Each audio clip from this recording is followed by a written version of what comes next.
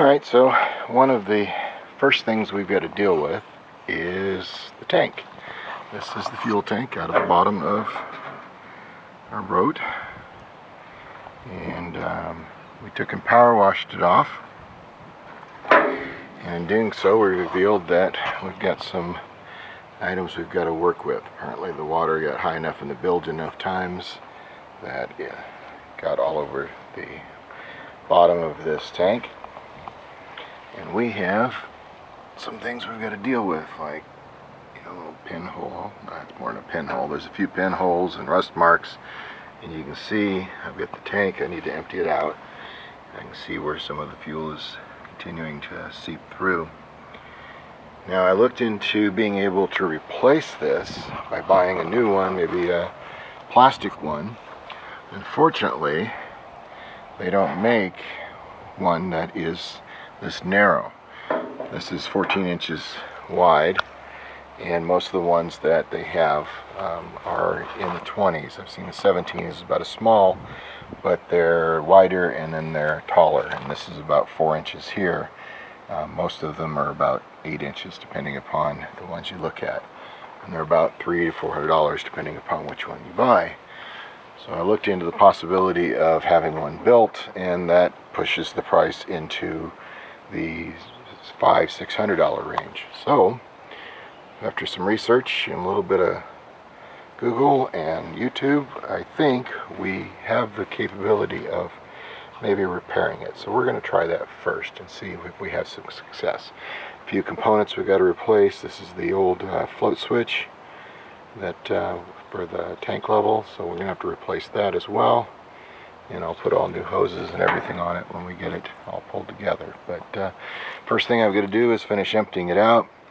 The inside doesn't look too incredibly bad, what I can see in there, but we're going to do an acid wash on the inside and get all the fuel out, wash it out, do an acid wash, and then we'll clean this up. There is a Marine Tex epoxy that everybody recommends. This is the best way to repair these.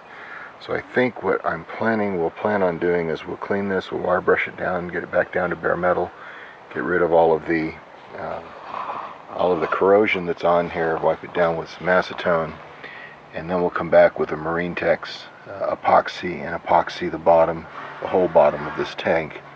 And then as an added measure, most people say that if I put a sheet of fiberglass all along this entire bottom, that will just reinforce it that much more, and it will be a good seal and a permanent fix for this tank. As long as most of these are just simply more pinhole type breaks or corrosion.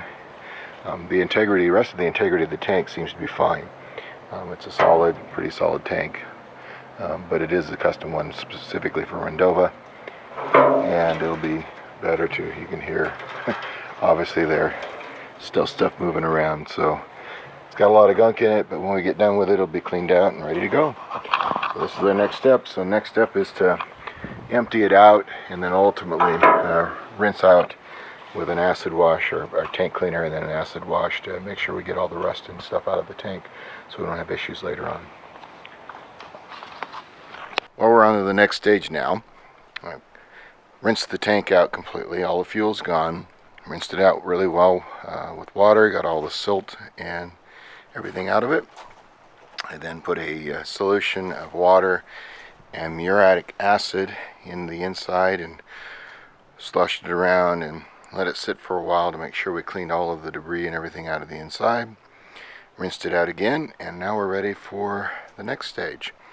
The part now we need to do is go through and clean off the bottom part with a wire brush, and then get to it here so we can clean all of these pieces off here, all this section off here, and make sure that it's clean so I can put a layer of epoxy on the bottom and seal up all of these wonderful little holes. I did a little bit of testing here to see how it clean up, and we've got a lot of little pinholes, but the epoxy should work really well. But before we can do that, I got to get rid of all of this corrosion and buildup and stuff. So that'll be my first task over today.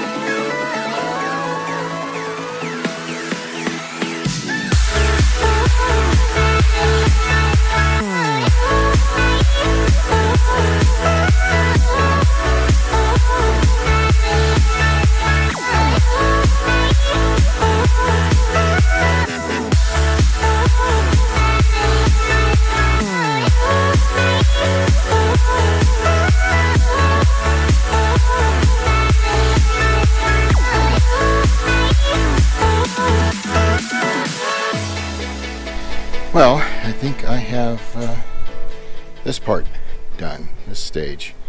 I've buffed the entire bottom as well as the sides and ends, and mainly the sides and ends because I'm going to put the fiberglass on over the sides.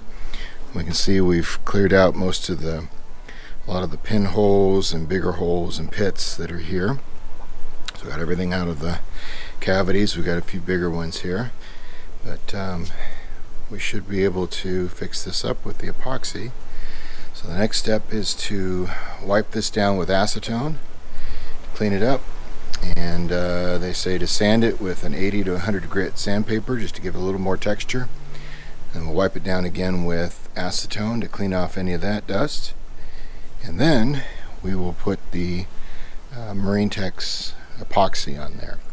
And we've got Marine Tex gray epoxy, which is what everybody said used for mechanical type connections for metal, and it seems to work the best. So we'll see. We're gonna try it out and see if what everybody else said was true.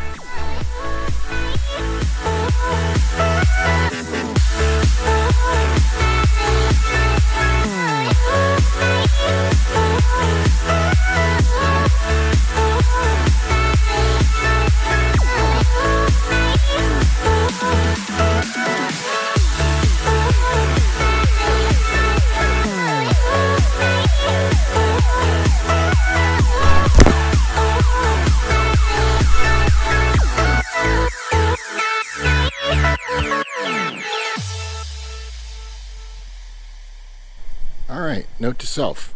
Windy days, small tripod, don't do it. Fortunately, yeah, this thing's a little more rugged than we planned. Alright, so I have wiped it down with acetone. I've sanded it with 80 grit sandpaper and wiped it down again one more time with acetone. Now it's time for Marine Tex. And I've never used this before. I've just read about it online, and other folks that have used it, they said that it works well with this type of repair and will hold up to, it's designed for fuel tanks and the such. So I'm going to try it and see how we do it. It's been a while since I've mixed it by hand epoxy like this, so we'll kind of see. I think I'm going to do half and then we'll put it on there, and then I'll mix the rest of it if I need it. So we'll see how it goes. Okay, so since clear and sunny in Florida doesn't necessarily mean clear and sunny in Florida, as well as no wind. Move this inside more so that I can not fight the wind most of the time. So we'll see what we get to do here. So I'm going to try and mix half of this can first and see if that's enough. That getting an exact half can will be a little bit of a challenge, but we'll see.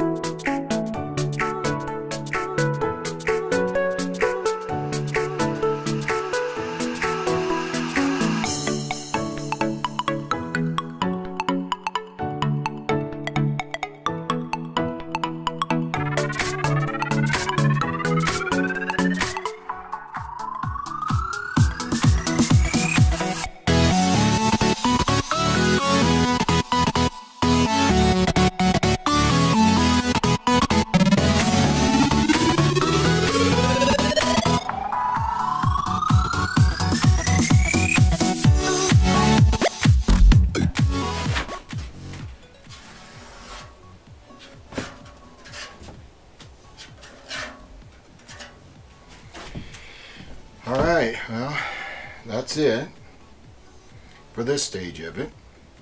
I've got to let it set up. It cures fully in 24 hours, so I've got a day to wait until this fully cures and dries, and then we'll come back and sand it.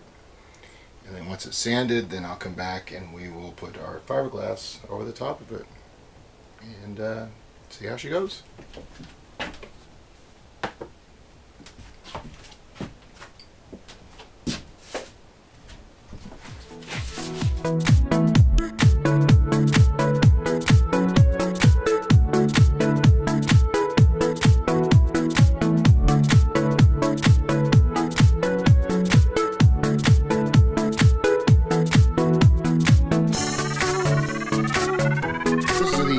Result of our epoxy, and basically I used the entire kit.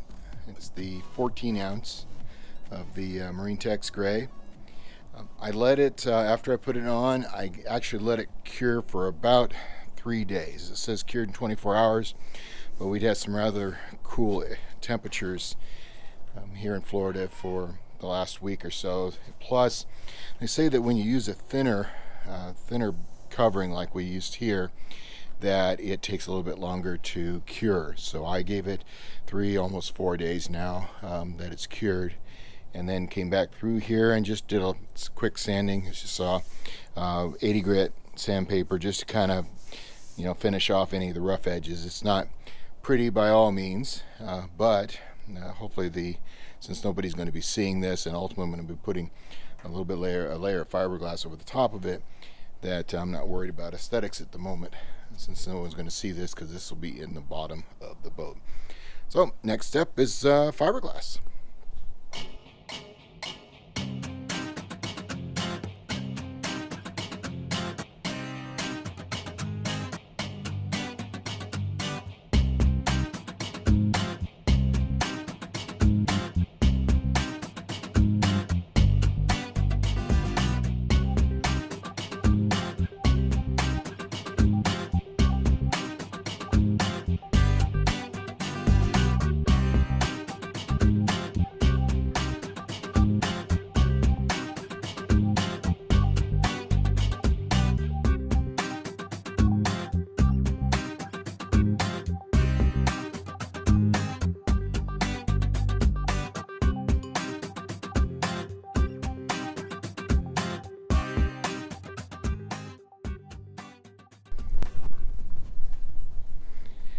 Ah, thing of beauty. Okay, well, it's done. How pretty it is right now. If I was trying to finish it and paint it and make it pretty and visible to everybody, yeah, who knows, I might be doing a few more layers. But the goal is to seal, not to look aesthetically pretty. So now I get to let it dry and cure. Once it's done, I'll come back and we'll sand it and we'll see how we did. So, hey, this is officially my first fiberglass job for a boat. Yeah, okay. You gotta start somewhere, don't you? Anyway, we'll see how it goes from there. All right, well, she's dry. And I've trimmed off the excess fiberglass around the edges, and then I sanded down and ferreted out the different edges here all the way around, and I installed the new tank sending unit. That's all in there as well, and we filled it full of fuel to obviously check it, make sure that everything worked great, and everything worked, well, almost great. So an important note is that you need to look at all sides, not just the bottom, because if you had, or if I had, I would have noticed this little tiny spot here, and I would have filled it in as well. So everything underneath is great. It's not leaking. We don't have any issues there, but I did find a little drip all of a sudden at one end, and sure enough, down at the bottom edge there's a hole. I've brushed it out a little bit, so I've got one more last step. I've got some more Marine Tex, just a small kit of it. I'm going to go ahead and finish this out, and then I'll put fiberglass on it, and we should be good to go. So everything so far, everything else, all the other spots have worked out great, and we're looking good as far as holding with the fuel.